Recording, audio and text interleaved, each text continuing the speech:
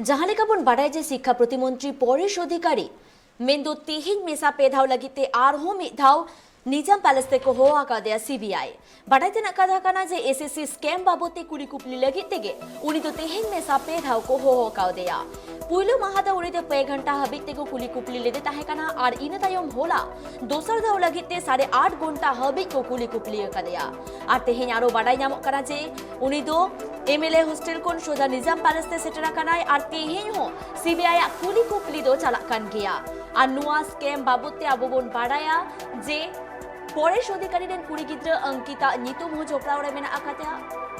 जहां खातिर अंकिता दो हाईकोर्ट पाहटा से खन आंदे को एमा काते जे उनी दो चाकरी कोन उडुक बाहरे रेना साउते उनी दो नितकोन माचदानी लेकाते आजा उपरुम बांगी एम दारे आ साउते जहां स्कूल रे आजा चाकरी हुइले ताहे काना ना स्कूल ते हो बाय चलाव दारे आर नुआ घटन बाबते आर हो उनिया दाराते तीना हर चाकरी को नामा कादा नुआ बाबते सामेले सही कुली कुपली लगिते नि सीबीआई कुरुमुटु रे मेना आकात हुआ आर तेहें हो तेसर दाव लगिते परेश चंद्र अधिकारी निजाम पैलेस ते सेटेरा कानाय नुआ बाबते आरहो सामेले सही बाड़ाय लगिते इनसाला नित फोन करे जोपड़ा मेना आका दिया राजीव दत्त राजीव दा मैराथन जिज्ञासाबाদের মুখোমুখি পরেশ অধিকারী বিস্তারিত কি জানতে পারছো প্রথমেই বলি যে পরেশ অধিকারী তিনি রাজ্যের শিক্ষা দপ্তরের প্রতিমন্ত্রী তিনি আজকেও সিবিআই দপ্তরের নিজাম প্যালেসে সিবিআই জিজ্ঞাসাবাদের মুখে জিজ্ঞাসাবাদ করছে তাকে মূলত জানো যে এসএসসি দুর্নীতি নিয়ে তদন্ত করছে এবং এই দুর্নীতির সরাসরি নাম জড়িয়েছে পরেশ অধিকারী এবং তার মেয়ে এবং গত বৃহস্পতিবার যখন তিনি তাকে 3 ঘন্টা জিজ্ঞাসাবাদ জানো যে তিনি সন্ধ্যে 7:30 নাগাদ তিনি নিজাম প্যালেসে পৌঁছান এবং তারপরে 3 ঘন্টা জিজ্ঞাসাবাদ হয় গতকালও শুক্রবার প্রায় 10 ঘন্টা জিজ্ঞাসাবাদ হয় এবং আজকেও জিজ্ঞাসাবাদ করা হচ্ছে মূলত যেটা যে ইতিমধ্যে অঙ্কিতা অধিকারী পরেশ অধিকারী মেয়ে তাকে চাকরি থেকে ডিসমিস করা হয়েছে এবং যেটা গোয়েন্দারা যেটা সিবিআই অফিসাররা যেটা চেষ্টা করছেন যে পরেশ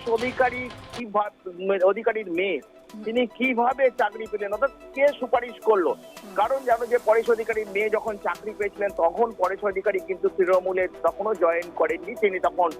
ফরওয়ার্ড ব্লকে ছিলেন এবং ঠিক যখন তৃণমূলে জয়েন করেন সেই রকম একটা মুহূর্তে তার মেয়ে চাকরি পায় অর্থাৎ সমস্ত বিষয়টা এবং যেটা গোয়েন্দারা জানতে পেরেছেন যে এই যখন প্রথম চাকরি পান অঙ্কিতা সেই সময় সংবাদ মাধ্যম এটা নিয়ে বিতর্ক তৈরি হয় এবং শুধু তাই নয় যে চাকরির প্রথম দিনে অঙ্কিতাকে যে স্কুলে মেঘলিগঞ্জের যে স্কুলে অঙ্কিতা চাকরি পেয়েছিলেন সেই স্কুলে পৌঁছে দিতে গেছিলেন কিন্তু পরেশ অধিকারী অর্থাৎ গোয়েন্দারা মনে করছেন যে পরেশ অধিকারীর সম্মতিতে এবং পরেশ অধিকারীর প্রত্যক্ষ মদতে প্রভাবশালীদের কোন কারা প্রভাবশালী সম্মতিতে পরেশ অধিকারীর মেয়ের চাকরি হয়েছিল এটাই কিন্তু এখন গোয়েন্দাদের মূল জানার বিষয় যে কার সঙ্গে তিনি কথা বলেছিলেন তৎকালীন মন্ত্রীর সঙ্গে তার কি কথা হয়েছিল তৎকালীন শিক্ষামন্ত্রী পার্থ চট্টোপাধ্যায় ছিলেন তার সঙ্গে কি কথা হয়েছিল তৎকালীন স্কুল সার্ভিস কমিশনের চেয়ারম্যান তার সঙ্গে কি কথা হয়েছিল বা কার সঙ্গে এই নিয়ে তিনি কথা বলেছিলেন বা মেয়ের চাকরির ব্যাপারে তিনি দরবার করেছিলেন এটা একদম প্রমাণিত যে মেয়ের চাকরির বিষয়ে তিনি কিন্তু দরবার করেছিলেন এটা সিবিআই প্রাথমিক যে 2 দিন ধরে যে জিজ্ঞাসাবাদের পর এটা নিশ্চিত যে সিবিআই অফিসাররা নিশ্চিত হয়েছেন যে প্রত্যক্ষভাবে যুক্ত রয়েছে পরেশ অধিকারী তার সুপারিশে কিন্তু চাকরি হয়েছে অর্থাৎ কোন মন্ত্রী বা কেউ কোন আমলা বা কারা প্রভাবশালীরা চাকরি দিলেন এইটা তার সুপারিশটা করেছিলেন কিন্তু অঙ্কিতার বাবা অর্থাৎ পরেশ অধিকারী তাই পরিষ্কার হতে চাইছেন যে কার সঙ্গে তিনি কথা বলেছিলেন এবং কি কন্ডিশনে চাকরি হয়েছিল অঙ্কিতার এই সমস্ত বিষয় নিয়ে কিন্তু এখন পরিষ্কার এবং জানো যে ইতিমধ্যেই সিবিআই কে কিন্তু ফ্রি হ্যান্ড দিয়েছেন বিচারপতি অভিজিৎ গঙ্গোপাধ্যায় এবং সিবিআই যেটা চাইছে যে আজ আগামী সপ্তাহেই কিন্তু পার্থ চট্টোপাধ্যায় তাকে ডেকে পাঠানো হয়েছে এবং জিজ্ঞাসাবাদ করা হচ্ছে যে নিয়োগ কমিটির যারা শান্তিপ্রসাদ সিনহা সহ যারা ছিলেন তাদের জিজ্ঞাসাবাদ করা হয়েছে অর্থাৎ এই সমস্ত তথ্য পাওয়ার পর সেগুলোকে মিলিয়ে দেখা হবে যে কে ঠিক মিলছে কিনা কেউ ভুল বলছেন কিনা বিভ্রান্ত করার চেষ্টা করছেন কিনা তদন্তকারীদের তো যেটা সম্ভাবনা প্রবল যে পার্থ চট্টোপাধ্যায় এবং পরেশ অধিকারীকে মুখোমুখি বসিয়ে জিজ্ঞাসাবাদ করা সেই সঙ্গে যে সমস্ত অফিসাররা যারা যুক্ত ছিলেন তাদের নিয়ে আসা অর্থাৎ প্রত্যেককে ডেকে নিয়ে এসে একসঙ্গে জিজ্ঞাসাবাদ করা এইটা এটা এটা এ ধরনের সম্ভাবনা দেখা দিয়েছে এবং আগামী সপ্তাহে এই ধরনের একটা জিজ্ঞাসাবাদ হওয়ার সম্ভাবনা আছে বলে আমরা জানতে পারছি সিবিআই সূত্রে। কারণ সিবিআই এখন চাইছে যে মূল কালপ্রিট অর্থাৎ কে মূলত কার সুপারিশে অঙ্কিতা অধিকারী চাকরি পেলেন বা পরেশ অধিকারী তিনি কার সঙ্গে কথা বললেন এসব নিয়ে, কি কন্ডিশনে তিনি দল চেঞ্জ করলেন, এই সমস্ত বিষয়গুলি নিয়ে কিন্তু এখন সিবিআই পরিষ্কার হতে চাইছে। তার জন্যই বারবার করে জিজ্ঞাসাবাদ করা হচ্ছে। যদিও সিবিআই সূত্রে আমরা জানতে পারছি যে বিভিন্ন প্রশ্নের উত্তর কিন্তু পরিষ্কার দিচ্ছেন না পরেশ অধিকারী। তিনি যেগুলো সিবিআই জানতে চাইছেন তিনি অনেকটাই এড়িয়ে যাওয়ার চেষ্টা করছেন। কিন্তু এটা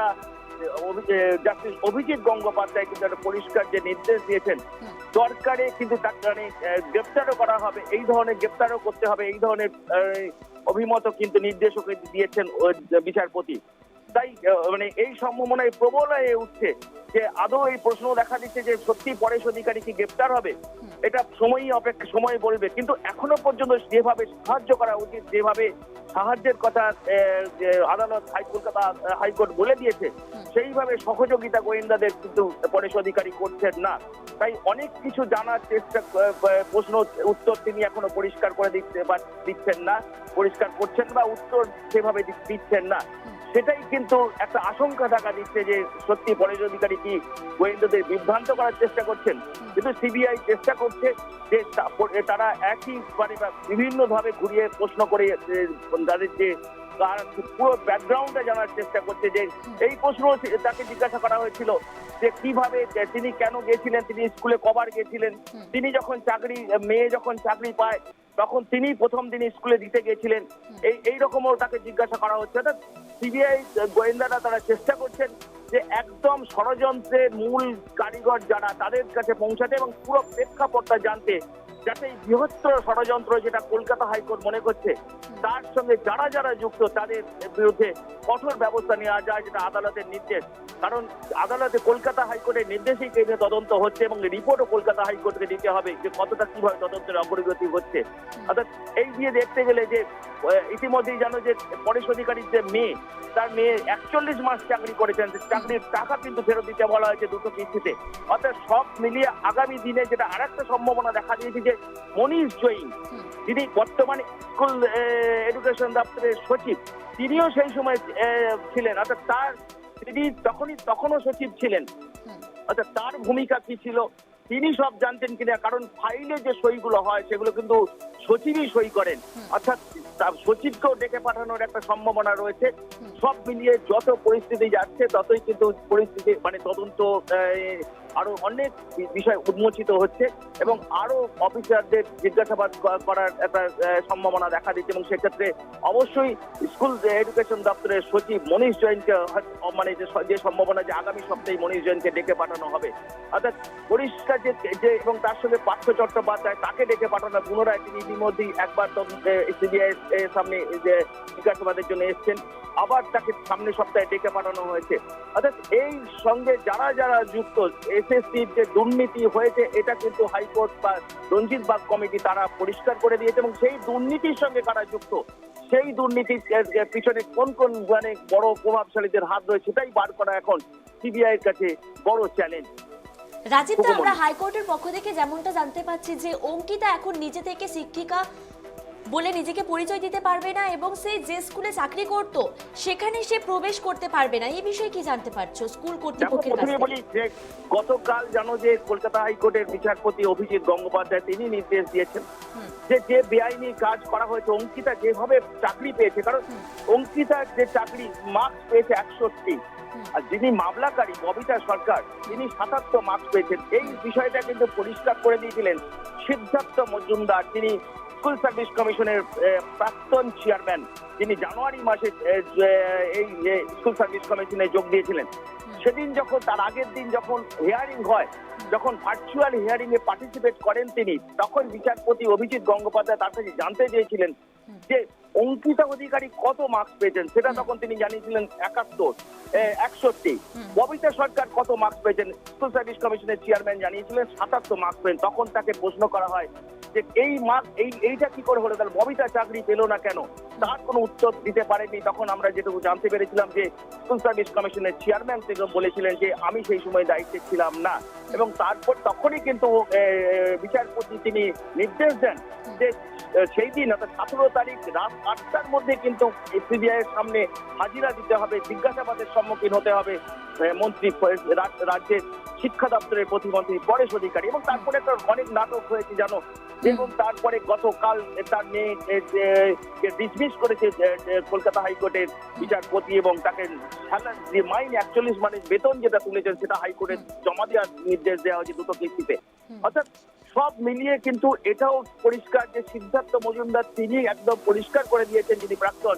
যে তিনিও বলে দিয়েছেন যে এই ক্ষেত্রে যে বেআইনি ভাবে নিয়োগ হয়েছিল, অর্থাৎ এই বেআইনি নিয়োগ কারা কারা করেছিল, কারা তার সঙ্গে যুক্ত, কে নামটা পরেশ অধিকারী সুপারিশ করেছিলেন, পরেশ অধিকারী কাদের সঙ্গে কথা বলেছিলেন। ধন্যবাদ তোমায় রাজীব দা।